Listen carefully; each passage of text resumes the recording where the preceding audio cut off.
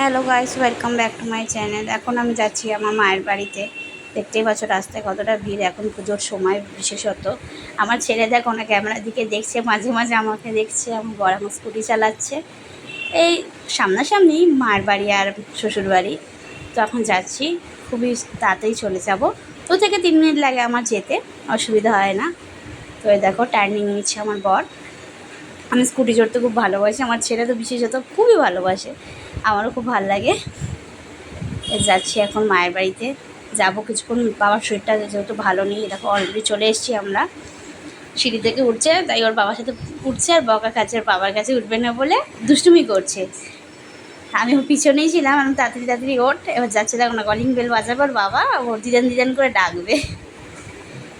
এই যে এখন আমার মা দরজা খুলবে।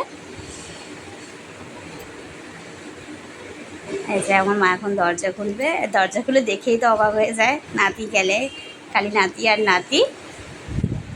এই যে যাচ্ছে এখন। আমার মাকে বলছি হাই করো, হাই করো। এই যে আমার মাকে বলছি হাই করো, হাই করো, হাই করছে না, খালি মুখে বলছে হাই হাই। আসলে মা এসব অত বোঝারে না, তো এই কারণে। এই যে আমি এলাম, ভাবলাম বাবা থাকবে, হয়তো দেখুন বাবা নেই, বাবা একটু কাজের সূত্রে বেরিয়েছে বাইরে। Bye bye.